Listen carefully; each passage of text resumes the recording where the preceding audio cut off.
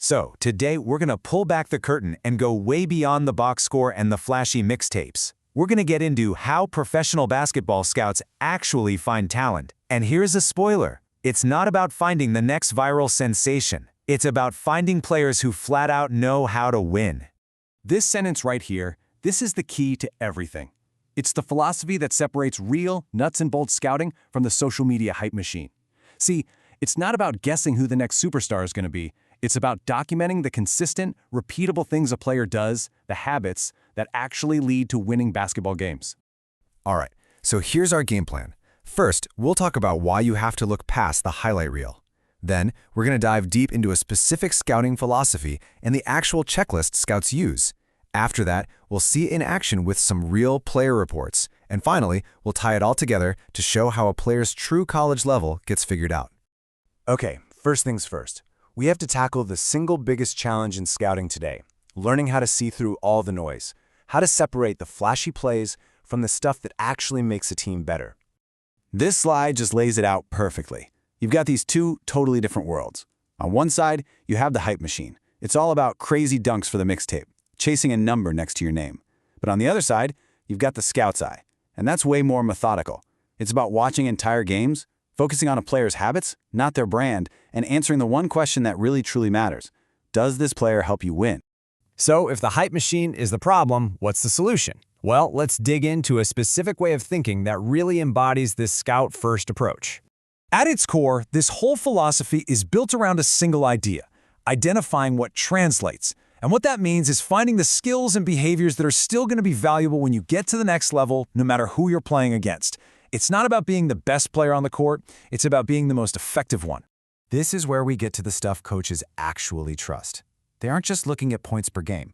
They're grinding film, looking at the little things. Does a player sprint back on D every single time? Do they make the right help rotation? Are they talking? These are the little championship habits that you will never, ever find in a box score. And this way of thinking applies to every single position on the floor. For a center, rim protection isn't just about how many shots you block. It's about how many shots you change just by being there. For a power forward, motor and activity means you're just a relentless source of energy, creating extra possessions for your team. This is the real language of scouting. All right, so we've got the philosophy down. Now let's look at what's in the actual toolbox, the full checklist a scout uses to break down every part of a player's game. You know, this whole evaluation process is way deeper than you might think. It's broken down into 4 key pillars. It starts with the physical stuff and the basketball skills. That's pretty straightforward. But where it gets really interesting is in the intangibles and the off-court stuff. That's what really determines a player's ultimate ceiling. This right here, this is the secret sauce. This is what separates the good players from the winning players. A scout is watching what you do after you turn the ball over. Do your shoulders slump? Or do you sprint back on defense to get it back? Are you on the bench cheering for your teammates? That body language tells a scout way more about your character than any highlight ever could. Okay, enough with the theory. Let's see how all this stuff plays out in the real world. We're going to look at how actual players get broken down using this exact framework. First up, we've got Jackson Thompson. He's a combo guard, class of 2026. He's a big name, a guy with a lot of hype. But let's peek behind the curtain and see what a scout's internal notes really say. Oh, this is fantastic. A real look inside a scout's notes. Look at the language here. Trust here, lock. That means he's a sure thing.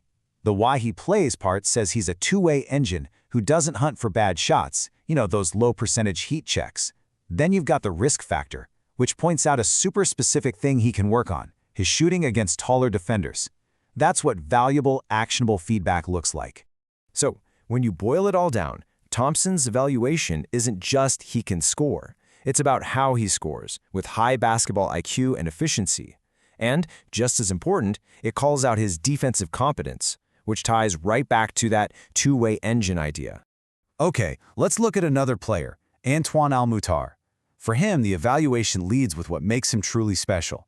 Elite national-level defense. You have to understand, for a lot of college programs, finding a guy who can just shut down the other team's best player is way more valuable than finding another guy who can get you 20 points. And that phrase, championship pedigree, that is so important. That's code. It tells a coach that this player has been in the fire. He's been in high-pressure games, and he knows what it takes to win when the lights are brightest. It's a signal of mental toughness, and that is a massive translatable skill. So this all leads to the big question, right? The end goal of all this work is finding the right fit. What's the real difference between a Division I player and a Division II, NAIA, or Division III guy? So you want to know what a high major Division I point guard looks like? It's a whole other level. It's not just about skill.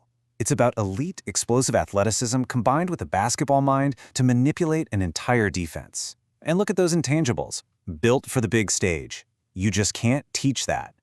Now, this is a great comparison. Let's look at the front court at two different levels. A Division II power forward is often skilled, mobile, a really dependable anchor for a team. But an NAIA power forward, the description says it all. A blue-collar enforcer.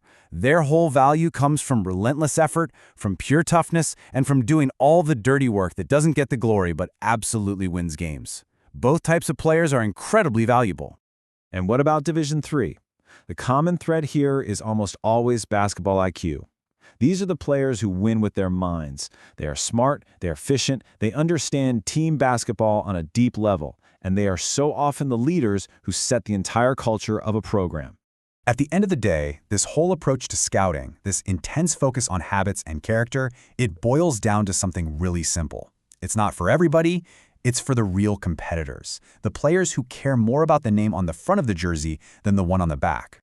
So that leaves us with one final question to think about. Whether you're a player, a coach, or just a fan of the game, when you watch basketball, what are you really looking at? Are you just building a highlight reel that's going to get a bunch of clicks? Or are you building the winning habits that are going to get you a championship?